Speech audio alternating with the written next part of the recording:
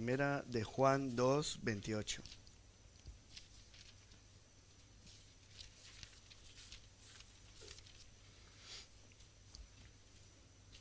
Dice así: y ahora, hijitos, permaneced en él, para que cuando se manifieste tengamos confianza, para que en su venida no nos alejemos de él avergonzados.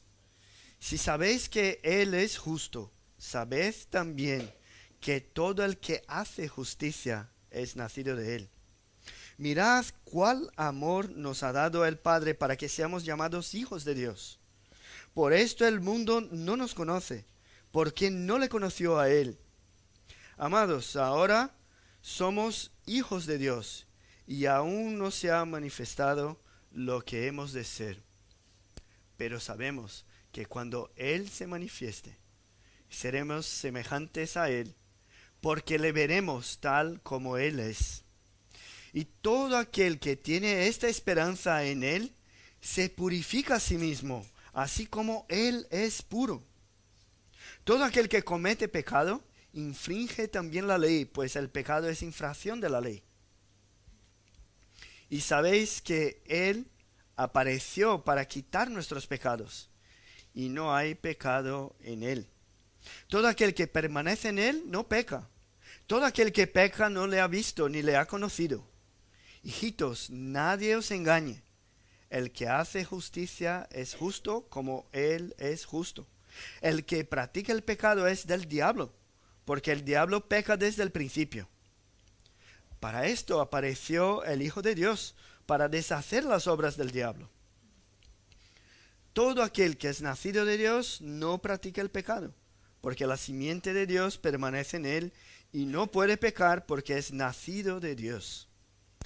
Y en esto se manifiestan los hijos de Dios y los hijos del diablo.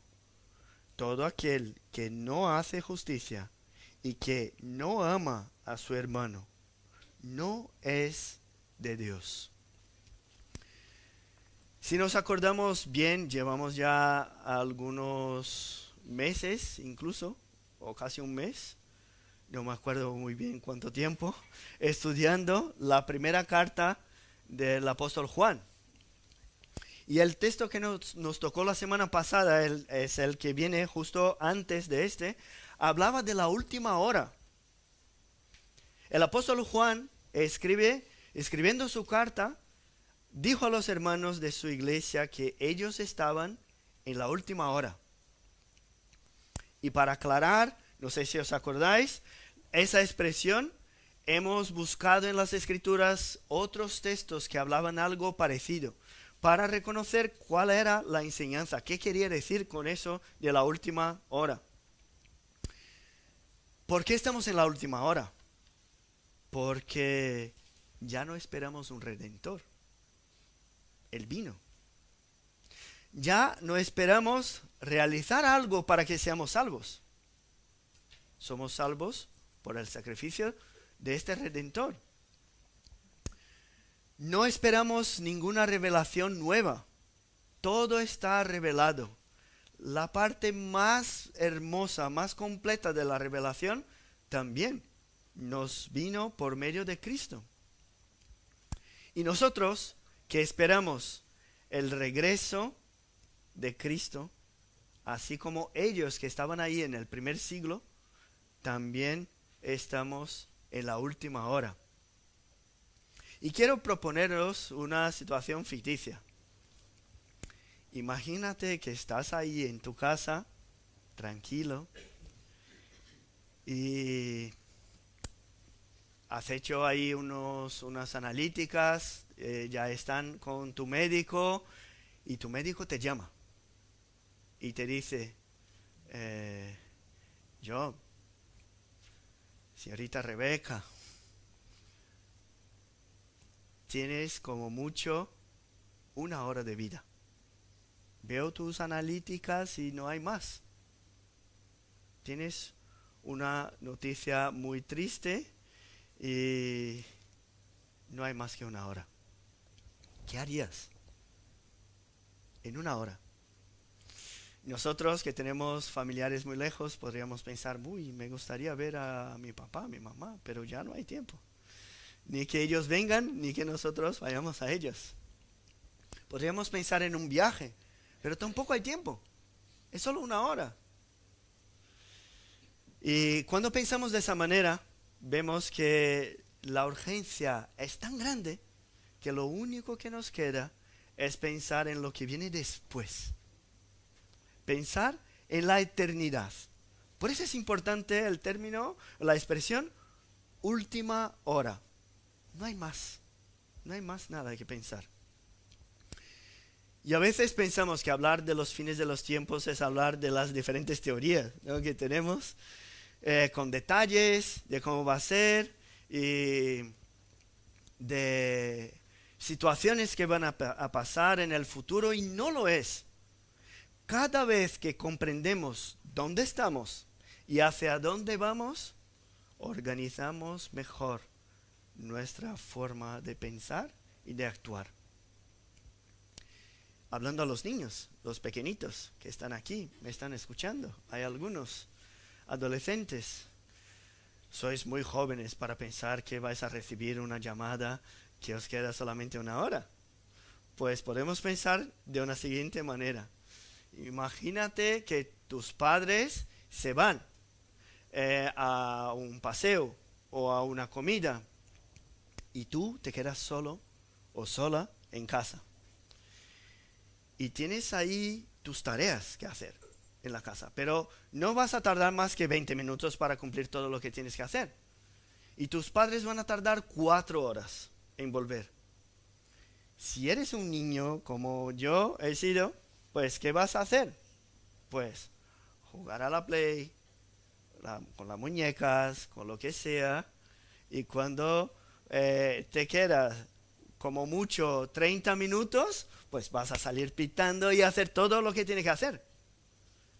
Pero imagínate si estás allí jugando la Play y tu padre te llama y dice, mira, es que la cita que teníamos allí, la reserva, se ha cancelado. Así que en 30 minutos estamos de vuelta. ¿Qué ibas a hacer? Salir corriendo, ¿no?, para hacer todas las tareas que deberías hacer antes que ellos regresen. Pues es eso lo que vemos cuando pensamos en el último minuto, en la última hora. Cuando la Biblia enseña algo de los fines de los tiempos, ella te dice, oye, chica, chico, señor, señora, ya no te queda mucho tiempo. Ya no hay mucho que hacer aquí. Ojo, hay que mirar hacia tu eternidad. Porque el Padre va a juzgar con justicia a todos nosotros. ¿Y qué haremos? Ya no te queda tanto tiempo para que veamos en tu vida señales de que de hecho estás en Dios, como el apóstol Juan nos escribe. Vamos a ver aquí si en tus hechos encontramos esas señales, ya que hemos hablado hasta ahora, ¿no? En la carta, aquí no sé si os acordáis, hay algunas señales que ya hemos hablado: obediencia, amor y fe. Son 3 señales que ya han aparecido en la carta del apóstol Juan. El que dice, yo le conozco, y no guarda sus mandamientos, el tal es mentiroso, y la verdad no está en él. En las palabras del apóstol Juan. Porque obedecer es una consecuencia visible en la vida de aquellos que le conocen. Como dijo el propio Jesús, escribiendo ahí el apóstol Juan, en sus palabras, dice aquí, el que me ama, guarda mis mandamientos. O sea, obediencia es una de las señales. Hay también la señal del amor, pero el amor no es como el amor que el mundo conoce. Es un amor diferente. Incluso si alguien ama al mundo, el amor del Padre no está en Él. Y si dices que estás en la luz, en las palabras del apóstol Juan, pero no amas a tu hermano, todavía estás en tinieblas. Esa es la segunda señal que ya hemos visto en la carta del apóstol Juan. La tercera señal que ya hemos visto es la fe en Cristo. ¿Y por qué eso es importante? No es cualquier Cristo. Nos acordamos, ¿no?, que en aquel entonces había muchas herejías hablando de la naturaleza de Cristo, de las dos naturalezas, de su divinidad, un montón de cosas, de sus enseñanzas. Pero la fe en el Cristo que nos enseña las Escrituras. Eso es importante. En el Cristo que nos habla por medio de la palabra. Sus obras, sus enseñanzas, su experiencia, sus relaciones en este mundo, todo eso tiene que estar presente en la fe que tenemos en Él. Porque solo el Cristo de las Escrituras es el que salva. Y todo eso solo es posible porque aquellos que son verdaderamente creyentes disfrutamos de la presencia del Espíritu Santo habitando en nosotros. ¿Qué es lo que vimos en el texto anterior al que hemos leído? Hablando de la unción.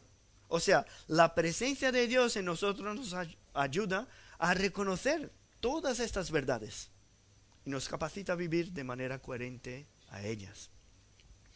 Y por eso, aquí en el texto que hemos leído, el primer verbo que vamos a ver con más detalles es el verbo saber. Saber, que aparece ahí. Si el Espíritu Santo te ha dado vida, deberías saber algunas cosas. Y os quiero llamar la atención para el hecho de que ese conocimiento que vamos a hablar aquí de ninguna manera debe traernos vanagloria, porque no es un conocimiento de hombres.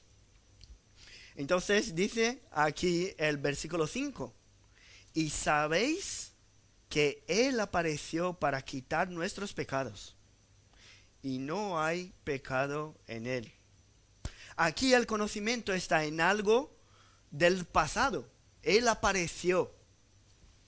Solo aquellos que han vivido después de la primera venida de Cristo son los que saben eso.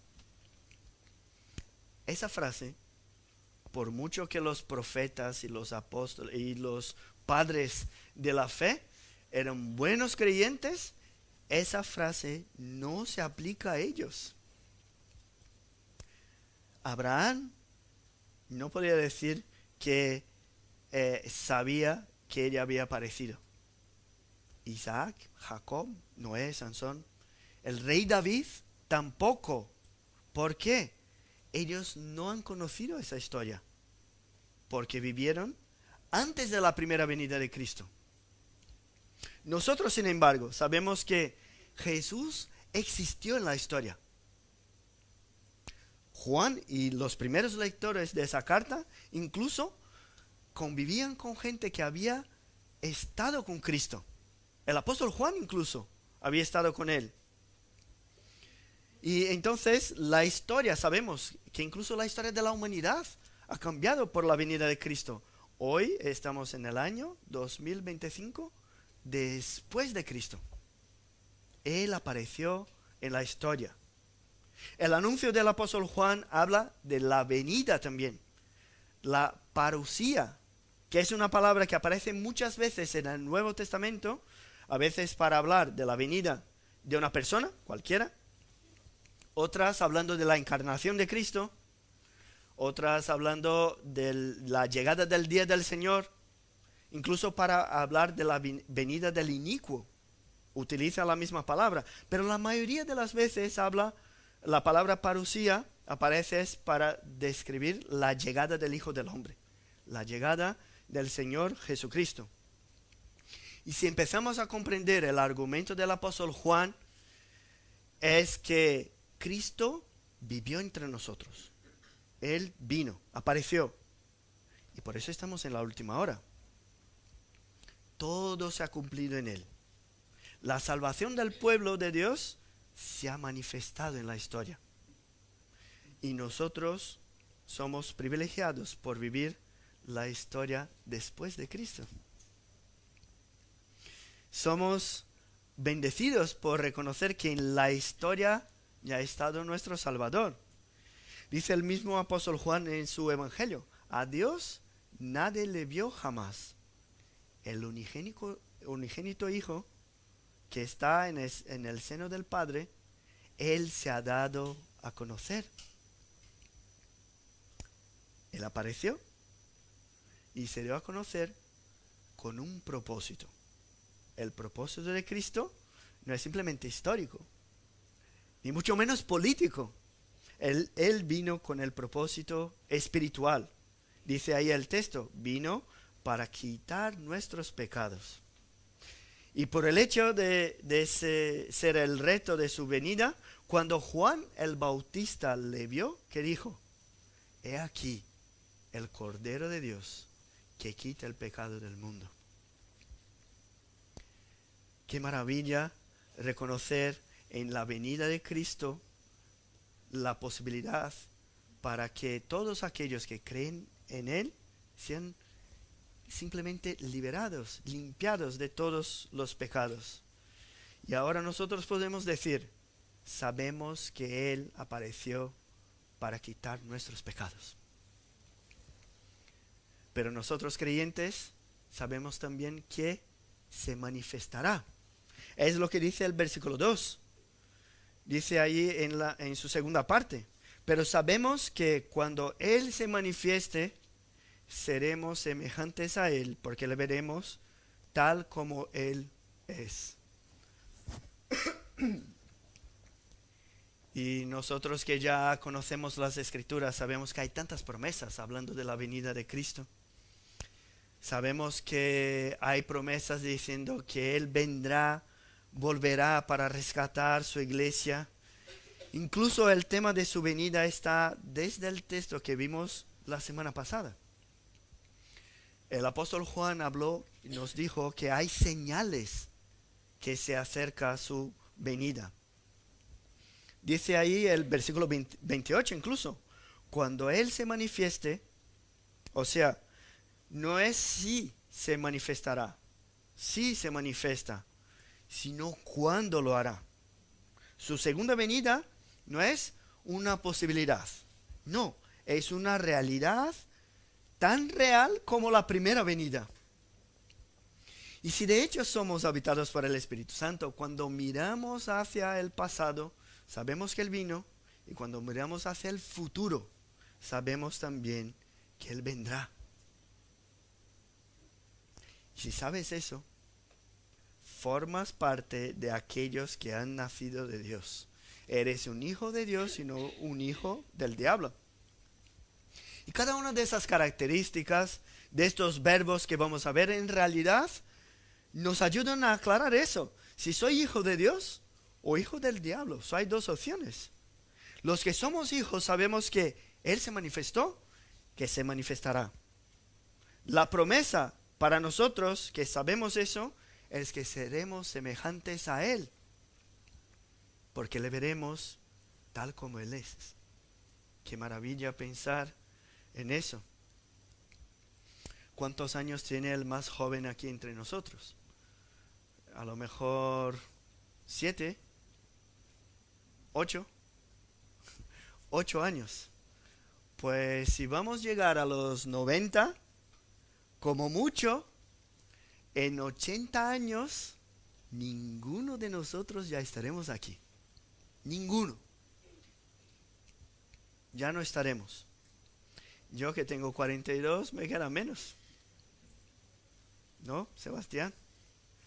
Sí. Como mucho 50 años, voy a conocer lo que aún no se ha manifestado. El jueves estuve con nuestro hermano que está ingresado y él me dijo: bueno, si hubiese llegado mi hora, ¿de qué podría quejarme? Yo le dije que no, que todavía iba a tener que tragarnos por algunos años más.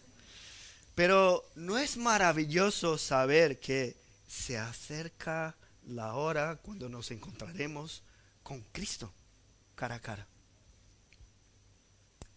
Pues si sabemos eso, tenemos esperanza en su venida. Si sabemos eso, sabemos también que Él es justo, como dice el texto. Y sabemos que todo el que hace justicia es nacido de Él.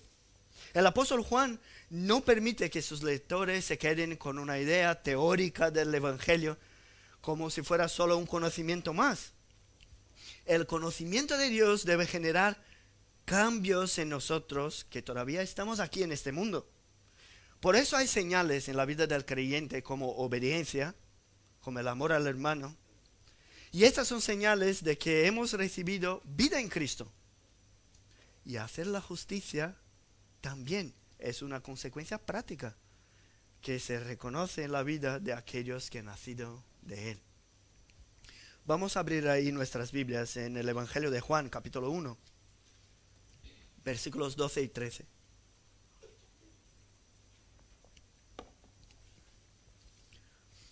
Dice así: mas a todos los que le recibieron, a los que creen en su nombre, les dio potestad de ser hechos hijos de Dios, los cuales no son engendrados de sangre, ni de voluntad de carne, ni de voluntad de varón, sino de Dios.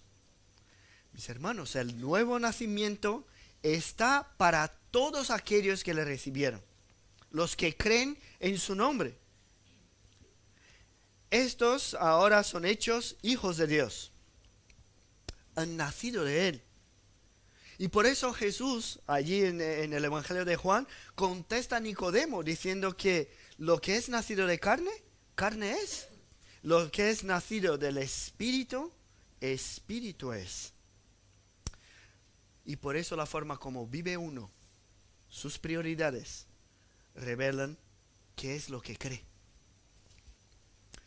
No es posible que uno se dé cuenta de que es un ser eterno y espiritual, de que hay una eternidad y que no tardará más que 80 años aquí entre nosotros en llegar para cada uno de nosotros, se entere de todo eso y seguir viviendo basado en las cosas materiales y en lo temporal. Por eso, si sabes que Él es justo, debes también vivir haciendo justicia, ya que eres nacido de Él. Un hijo de Dios debe actuar como un hijo de Dios. Y por eso vamos al segundo verbo, que es permanecer. Vamos a leer ahí el versículo 9 otra vez. Dice así, del capítulo 3 de Primera de Juan: todo aquel que es nacido de Dios no practica el pecado, porque la simiente de Dios permanece en él, y no puede pecar porque es nacido de Dios. Vamos a hablar del verbo permanecer, pero antes de hablar de ese verbo, debemos aclarar qué es la práctica del pecado en el contexto de estos versículos, porque puede traernos algunas dudas de ese texto, ¿no? Si soy salvo, entonces no peco. ¿Es así? Si es así, en el capítulo 1 de esa primera carta, cuando dice que uno que dice que no tiene pecado es mentiroso, ¿cómo podemos compaginar las dos verdades? ¿Cómo decir que el mismo autor en la misma carta escribe en el primer capítulo que el que no dice que no peca es mentiroso, y ahora dice todos los que son nacidos de Dios no pecan? Hay algo ahí que tenemos que comprender. Primero, acordémonos de la exposición del capítulo 1, cuando vimos que somos engendrados en pecado, que no hay un justo ni aun uno, como dice el apóstol Pablo, que en Adán toda la humanidad está caída. Y justamente porque tenemos pecado, solo hay salvación si tenemos un nuevo representante, Jesucristo. Entonces, decir que uno viviendo en este mundo no tiene pecado es mentira. Solo Cristo vivió en este mundo y no pecó. Ahora, volviendo al texto de hoy, vemos en el capítulo 3 que el que tiene la esperanza en Dios se purifica a sí mismo. Espera, pero si soy nacido de Dios y no peco, ¿voy a purificarme de qué? O sea, hay pecado y por eso es necesaria la purificación. También dice el versículo 8 ahí de nuestro texto, que el que practique el pecado es del diablo. Entonces, practicar el pecado aquí en este texto tiene otro significado que tenemos que comprender. Y no es exactamente una transgresión de la ley. Y vamos a ver que el punto clave para comprender el significado de practicar el pecado aquí está en el versículo 4.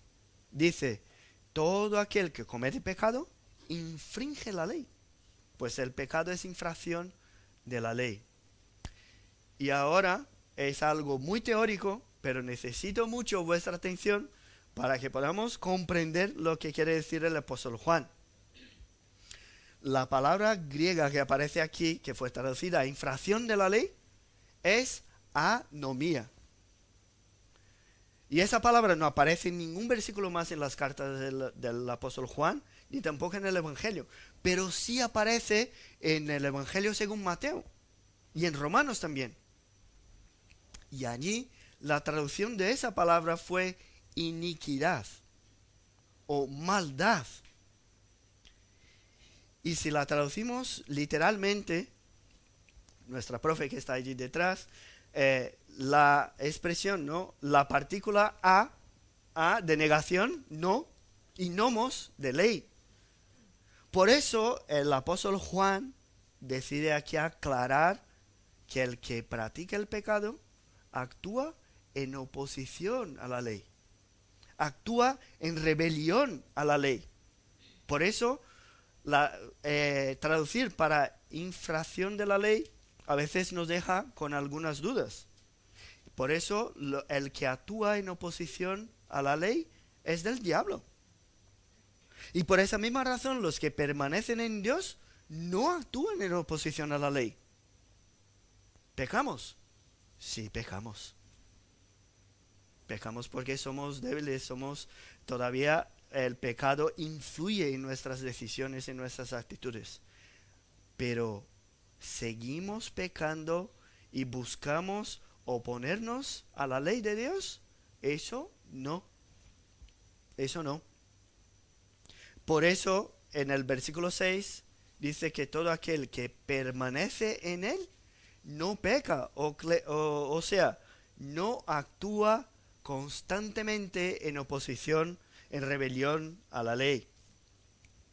No es que no tiene pecado, sino que no vive en pecado, no insiste en el pecado, no menosprecia la gracia, no desprecia también el perdón.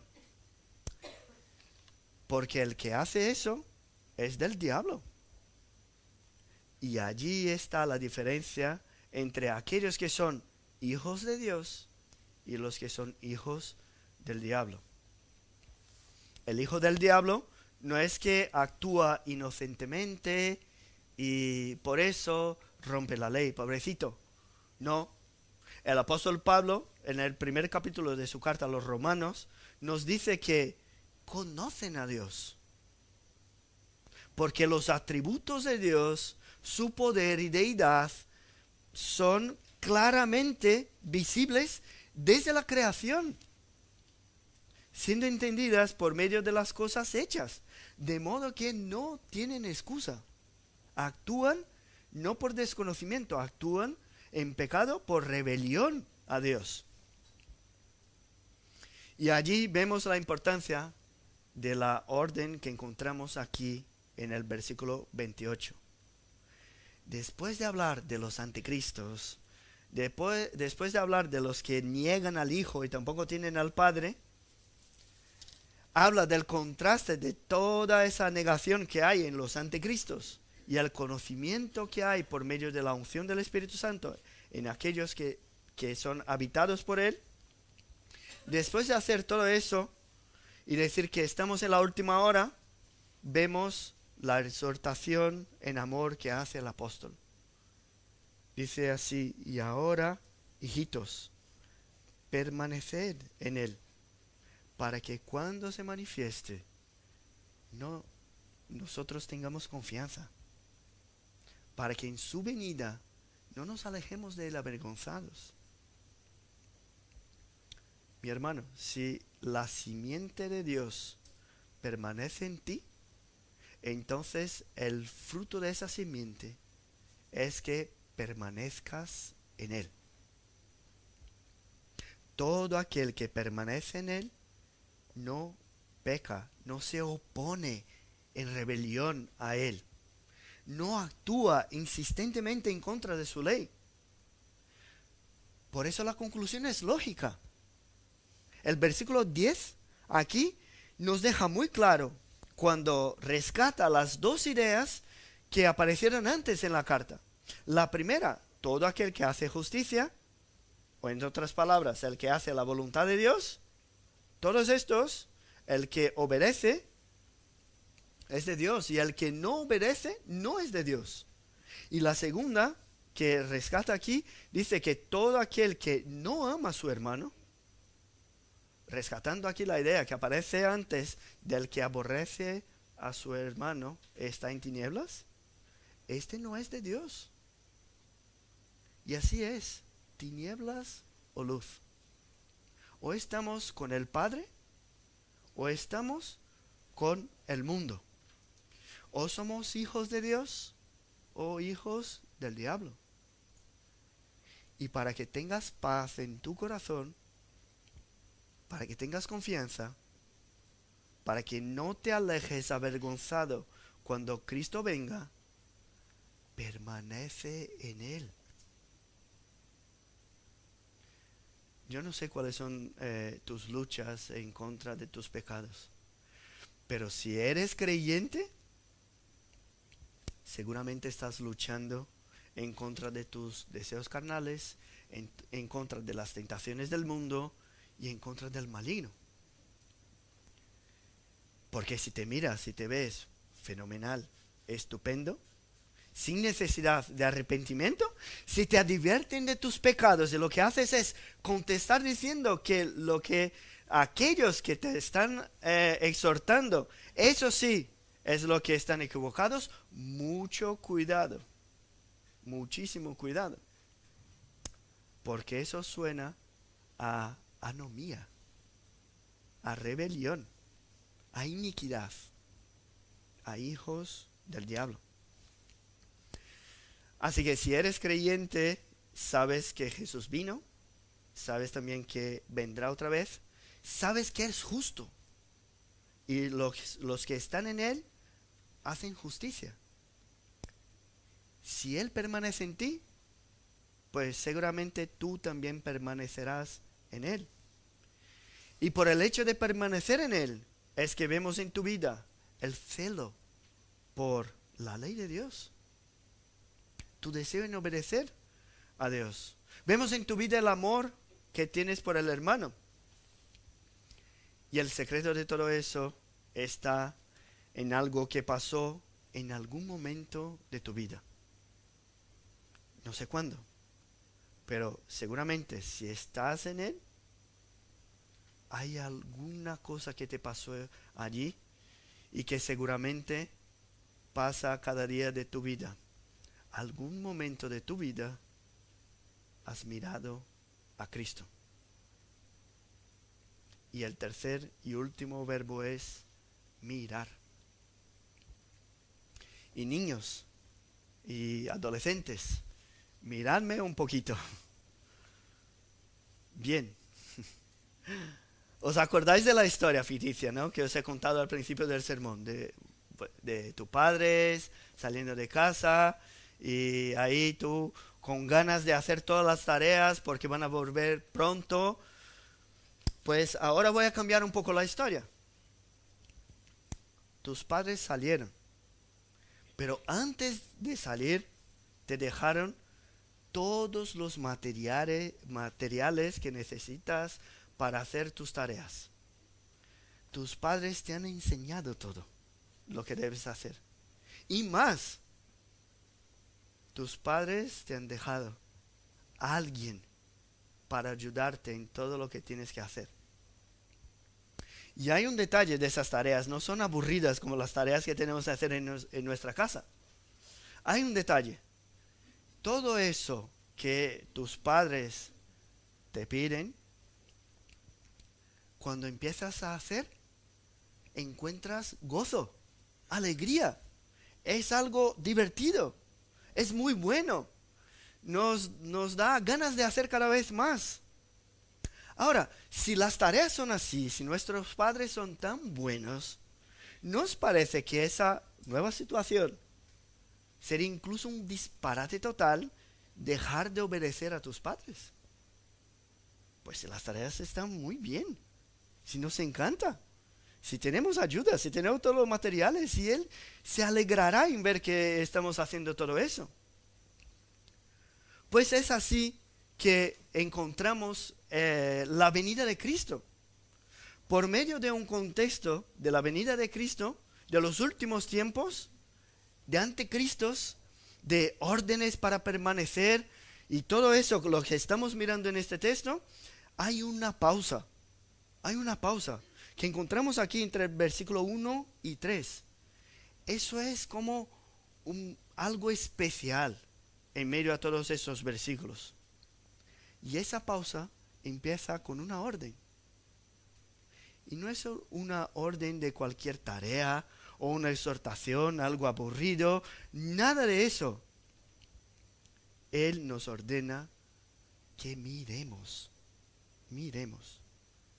Mirad cuál amor o qué clase de amor nos ha dado el Padre para que seamos llamados hijos de Dios.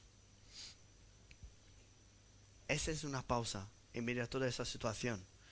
Cada uno de los hijos de Dios no pueden simplemente pensar que la religión, lo que hacemos aquí es hacer algo o dejar de hacer algo, ¿no?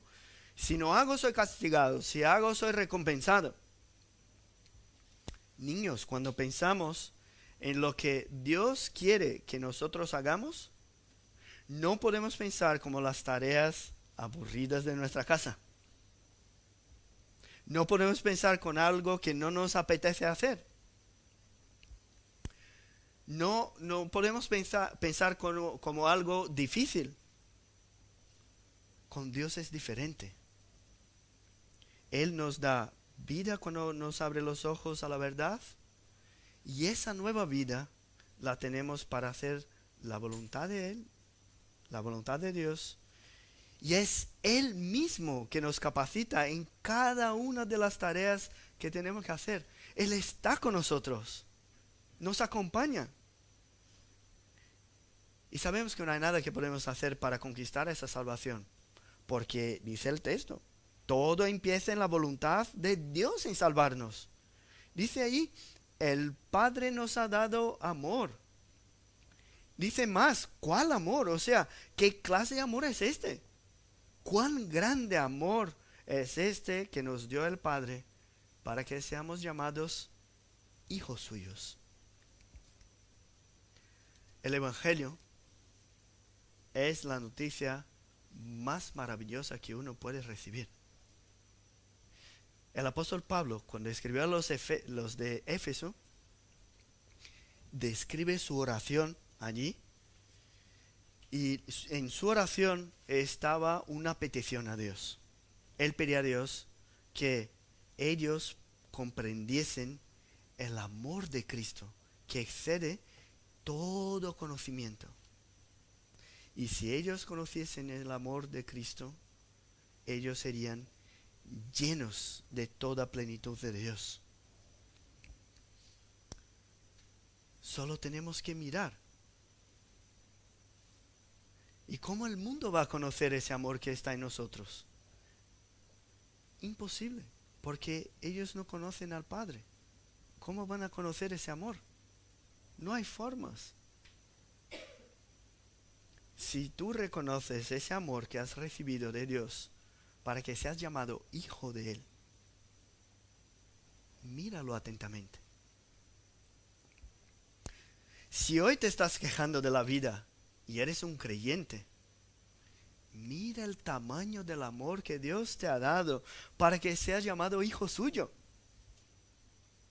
Si ves que los tiempos están difíciles y lo están, que la vida es injusta y lo es, que hay enfermedades y es verdad, no tenemos a hermanos aquí entre nosotros porque están enfermos, que hay rechazo del mundo. Mira a Cristo y su amor entregado por Él en la cruz, por ti. Cuando miramos a Cristo, nuestra vida gana propósito, porque reconocemos sus propósitos para nosotros. Cuando miramos a Cristo, no hay miedo en el juicio final, hay esperanza. Cuando miramos a Cristo, reconocemos el camino en el cual debemos andar. Cuando miramos a Él, a Cristo, tenemos la real percepción del mundo y de la eternidad. Y la mirada a Cristo será aún más impactante cuando le veamos cara a cara. Hoy, dice la palabra, le miramos en su palabra, le obedecemos, seguimos sus pasos, pero eso, mis hermanos, no es nada comparado con la mirada que le daremos cuando Él se manifieste. En aquel momento no habrá lloro. En aquel momento ya no habrá lucha en contra del pecado que todavía influye en nosotros. En aquel instante seremos como Él. No sé si eso te toca en tu corazón, te da esperanza. Si me muero antes de vosotros, espero enterrar a muchos de vosotros, pero si me muero antes, por favor, no lloréis en mi entierro, porque yo estaré cara a cara con Él. ¿Qué más quiero pedir? Por eso, si pensamos así, hablar de su venida no nos trae miedo. Como el trabajador que está haciendo algo malo y llega el jefe. No. Los impíos deben temer. Ellos sí deben temer. Porque ellos se oponen a Cristo. Y Cristo va a oponerse a ellos también. No, la venida de Cristo nos trae esperanza. Nos trae ánimo, confianza. Porque reconocemos en Él la fuente de nuestra salvación. Ahora, ¿cómo alguien que tiene esa esperanza no buscaría purificarse? Ya que Él es puro. Imposible. ¿Cómo no anhelar ese día? ¿Cómo no querer agradarle? ¿Cómo no amar a mi hermano si ha recibido tanto amor de Dios? ¿Cómo no amar a mi hermano si formamos parte del mismo cuerpo, cuya cabeza es Cristo? ¿Cómo no buscar hacer la justicia si Él es justo? ¿Cómo no perdonar si Él me ha perdonado? Por eso la palabra de ánimo para permanecer en Él. Mira qué clase de amor te ha dado el Padre y ama a tu hermano. Mira qué clase de amor te ha dado Cristo en la cruz al pagar por tus pecados y ama a la iglesia, la novia de Cristo. Mira ese amor y que tus esperanzas sean renovadas en esta mañana. Ahora, si todavía no has mirado a Cristo, hoy tienes la oportunidad de mirarle por primera vez. Como hemos leído, como el pueblo de Dios ahí en el desierto que estaban muriendo por las serpientes, cuando miraban a la serpiente de cobre eran sanados, tenían vida. Como Nabucodonosor, que hemos leído hoy también, que estaba allí comiendo hierbas como un animal, alzó sus ojos al cielo y fue restaurada su vida. De la misma manera, si todavía no has mirado a Cristo, hoy puedes mirarle a Él y tendrás vida, vida eterna. Nadie puede salir de aquí sin mirar ese amor, sin mirar hacia Cristo. Y si ya eres creyente, mira ese amor que ya sabe cuál es. Ese amor que se manifestó en la historia para traernos perdón por nuestros pecados. Mira a ese amor que nos dio el ejemplo de obedecer, de lo que es la obediencia. Mira a ese amor y permanece en él. No te desanimes por lo que es pasajero. No te desanimes de ninguna manera por la oposición. Mira a Cristo y Él te sostendrá. Vamos a orar.